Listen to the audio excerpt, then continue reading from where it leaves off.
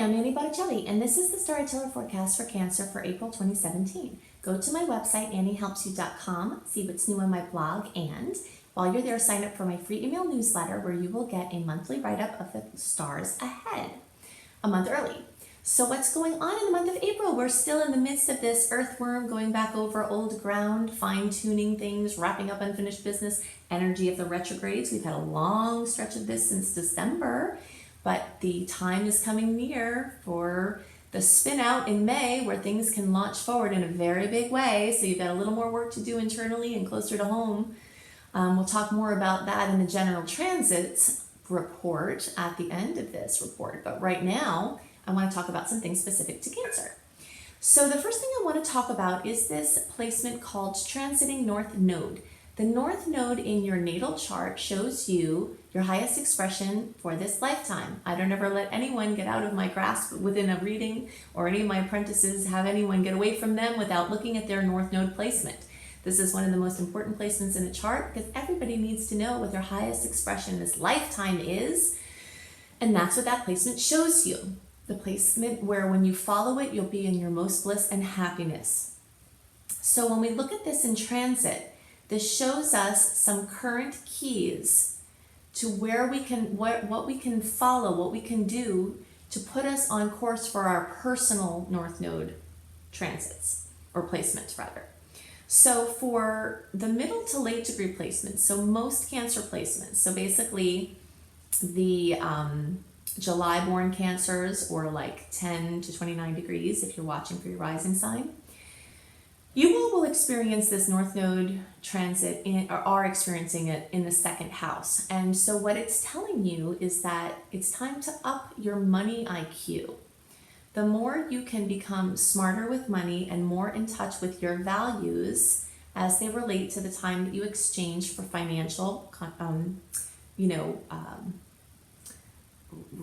what you receive from like a financial contribution from whatever you're doing to get money. That is what is at play. So the key to your greater happiness is in upping your money IQ. The early degree placements, so basically the June born Cancers, or if you're watching for your rising sign like 0 to 9 degrees or so, your North Node transiting key is showing you that communication and mobility is key to your highest expression right now. So any ways that you can improve your communication, whether that happens to be with individuals or whether that happens to be with sharing your heart song, your word, your expression out into the world, that's what's pushing you along. It's this expression, this interaction with others and for others and to others. So I just want to give you those little tidbits about this transiting North Node because I don't usually talk about that. So for early, middle, and late degree Cancer placements, you all have energy brewing in this 10th house. The 10th house is lit up with one or more personal planets, depending on your early, middle, and late. You've got some different planets moving through here for your different placements, but it doesn't matter which ones you have there. What matters is that there's focus for each of you in the 10th house. The 10th house has to do with your career, your work, and your life purpose. It also has to do with father figures, authority figures. So the placements at this time could bring your focus to a loved one of a male with a male energy, a father figure, a boss. It could bring accomplishment, recognition, advancement for your work. It could bring your energy stepping out into the external world in a bigger way.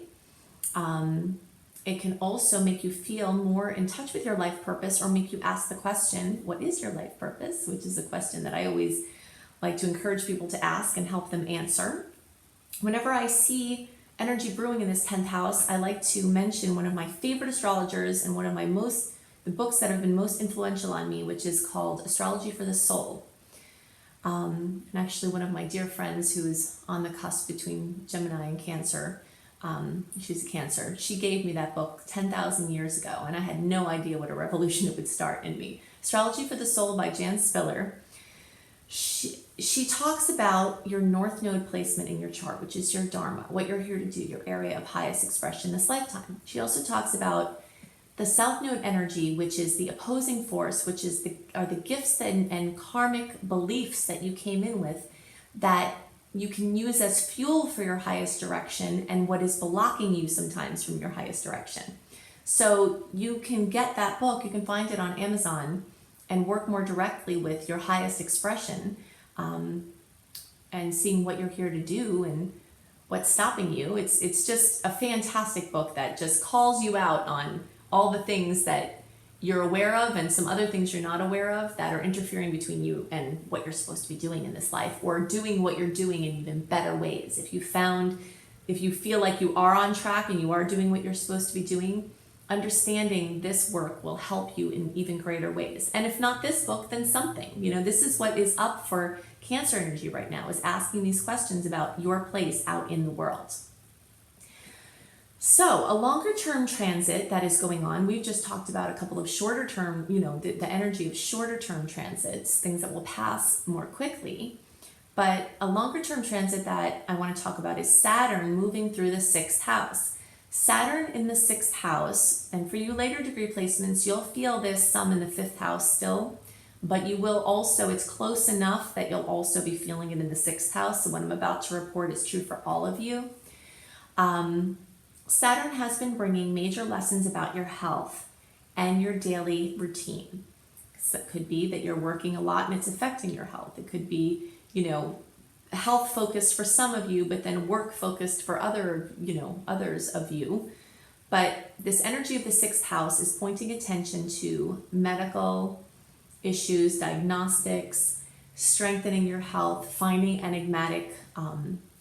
the reasons for enigmatic health symptoms, things involving pets or animals, a lot of work, basically, just a massive amount of work in either getting your job or business off the ground, or maintaining your business, and or things having to do with your health or pets.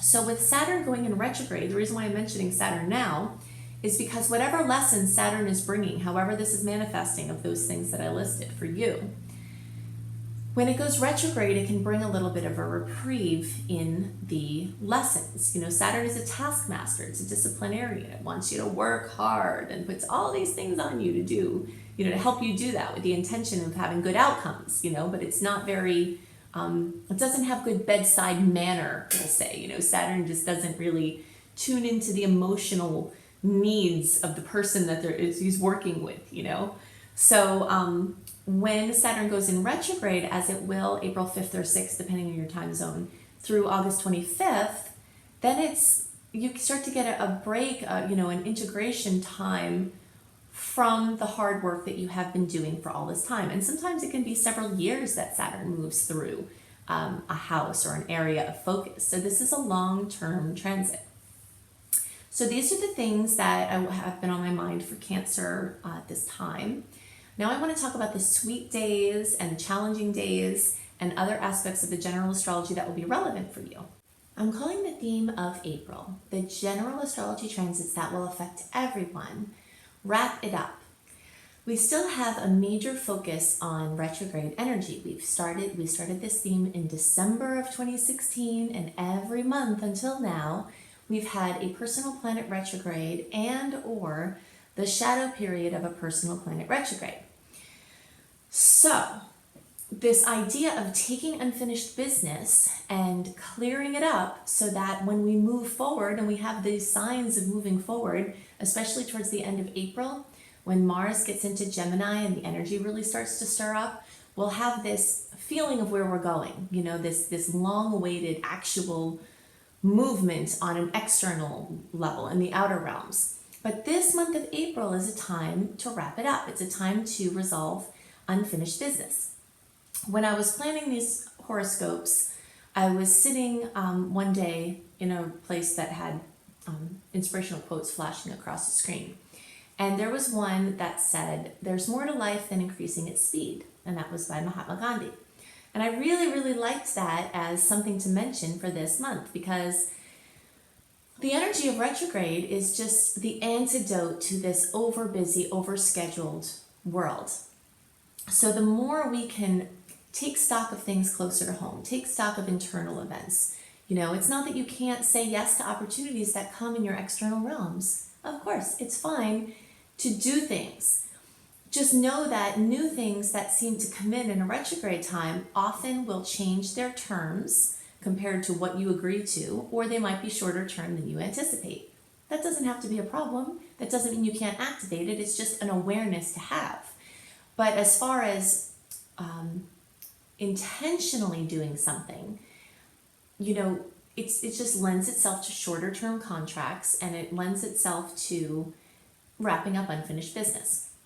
So we've got this theme that continues through April. Like I said, at the end of the month, you'll start to see things stirring up as far as like actual authentic outer movements coming soon.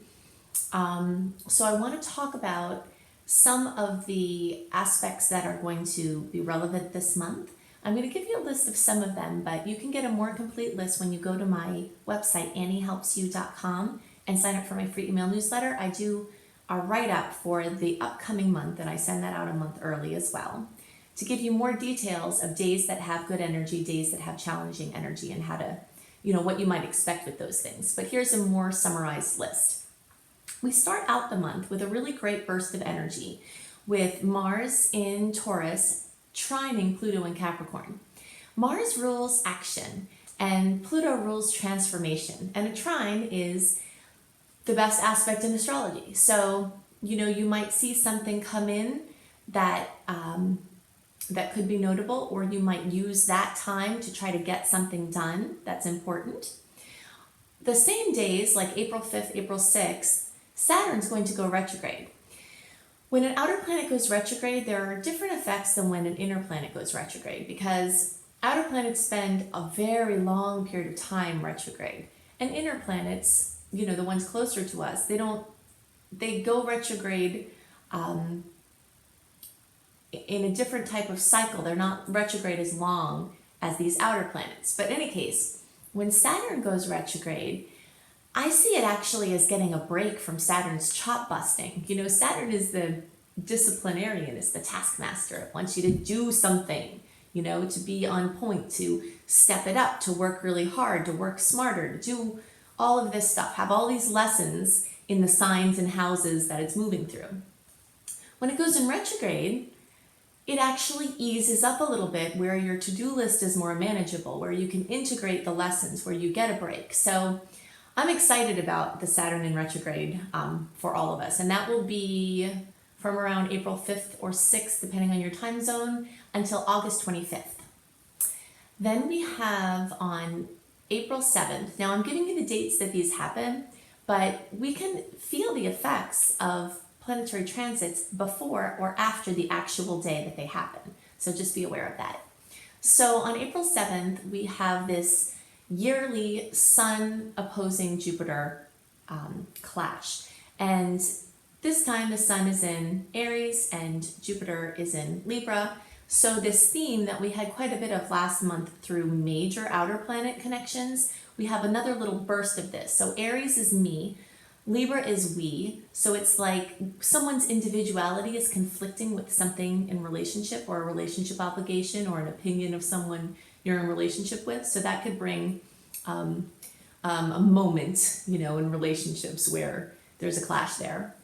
On April 10th, we have the full moon, and that's at 21 degrees of Libra. This full moon is going to be conjunct Jupiter and square Pluto.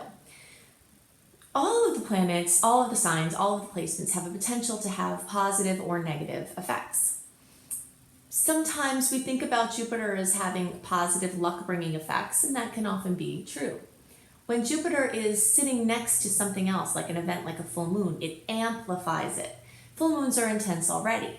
So the completion, the fruition, the, you know, something coming to be in the areas of Libra might be more intense or more expanded. So something notable with relationship, something, you know, someone coming to an agreement, something coming to a closure, and some sort of, something with an interpersonal relationship will probably be the theme there.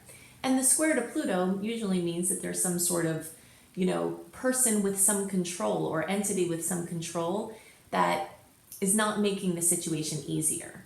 You know, usually some sort of force that just seems like it's working against you. So I always like to leave a little room around the full moons because they're often emotional, and you might want to have the space to tend to whatever comes up there, whether it's a great positive thing coming to fruition that you want to be present for, or whether it's a challenge that's going to be emotional and you'll need a little time to recover. I think it's a good idea to leave some space around that full moon, which is on April 10th. On April 16th, there is a nice angle between Venus in Pisces and Mars in Taurus that could bring resolutions in relationships. So it's possible that that full moon accentuates this issue, and that maybe this Venus-Mars aspect could bring some sort of accord back into the picture.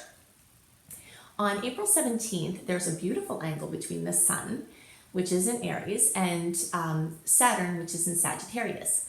So this could bring a boost to long-term goals or something that you've been working on for a while, some sort of positive energy there. And then on April 19th or the 20th, depending on where you are, the Sun in Aries is conjunct Mercury. Now, the energy, or actually by then it's in Taurus. So it's the Sun in Taurus conjunct Mercury. So this is going to bring a dose of realism and or a dose of productivity. You know, whenever planets get together, they have an amplified effect. Sometimes the effects can be a positive experience, sometimes the effects can be a negative experience. The Sun amplifies, Mercury is communication or information or news. So I see it as a realism or productive, you know, something bringing productivity around that time. Then on April 21st and the days around there, especially watch your security on all levels and other private and personal information, because Venus in Pisces is going to square Saturn and Sag, and Saturn can bring some hard lessons and want some details attended to. And Venus rules money and love, and Pisces is stuff kind of going on in the backdrop. So just, you know, be cautious of your personal things in the backdrop, especially around that time. Then on April 24th, we have Mercury in Aries making this beautiful aspect to Saturn and Sag, just like the Sun did a few days before. So this can bring in good news or more boosts to long-term goals. There are some themes that I'm seeing, a theme that I'm seeing this month because of a lot of pretty nice Saturn aspects, are these boosts to long-term goals. Now, even though we're in the midst of something, you know, this retrograde energy that's kind of like a short-term energy or a going backwards energy, but if you've been working over this time to see to details in the backdrop, you might see these Saturn aspects really start to light up, showing the work that you've done is actually getting somewhere. On or around the 26th, you'll feel that new moon energy, and that's going to be at 6 degrees of Taurus. New moons are times to make wishes. You can check out my video, Making Wishes Come True. If you just search for Annie Making Wishes Come True, you can learn more about how you can use these new moon energies. But basically you get 10 wishes at each new moon, and the more you align your wishes to the energies of the sign that the moon is in, the more easily the universe can bring those wishes into fruition. I also have a blog up on my website, anniehelpsyou.com, called Making Powerful New Moon in Taurus Wishes, that you can use specifically for this moon on the 26th. So Taurus energy rules money, finances, self-sufficiency, connectedness to earth, or eco-friendly types of things, you know, earth sustainability projects. Also values, so anything along those lines will get a bigger boost when you wish for them around this time. Then around the 28th, and it's very close to this new moon energy, enough so that these energies could blend together, you could have electrifying experiences or information come in because Mercury is conjunct Uranus. And this is happening in Aries. So you really, anytime you have something involving Uranus, you got to look out for surprises. When it's in Aries, which it has been and is going to be for a while, you have to guard your physicality, especially your head. So, you know, something, you moving along and something bumping your head, the odds of that are increased during that time. So just watch yourself. Now, the odds are just as likely as information will bonk into your head, you know, as opposed to the literal hitting into your head. You know, sudden insights and breakthroughs. It's a really great time for brainstorming. Whenever I see aspects like this with Uranus, I really love it for brainstorming on any topic. Then we close out the month, April 30th, with this energy of Saturn and Sagittarius with Chiron and Pisces. Chiron is the wounded healer. It's an asteroid that really shows us how we have deep levels of woundedness and how that shows up in our lives and how we can make our weakest link become a blessing and a major strength in our lives. So at this time, there could be opportunities for great forgiveness to occur of self and others, and transcending the issue of feeling like a victim. So these are the things that are most on my mind for the general astrology for the month of April. Definitely go to my website, anniehelpsyou.com, where you can see more about my professional development courses. You can keep track of the registration for my astrology apprenticeship program, my coach certification and online business course. If you'd love to be a professional coach, help people reach their goals, that is one of the things I'm really good at, and I love to teach people how to help other people to do that. You can check that out. And I also teach my Creating Successful Online Business course if you would like to bring your business online and be free of your geography. So sign up for my email newsletter to get my monthly report. See what's new on my blog at anniehelpsyou.com. Have a wonderful month, and I'll see you next month. Bye.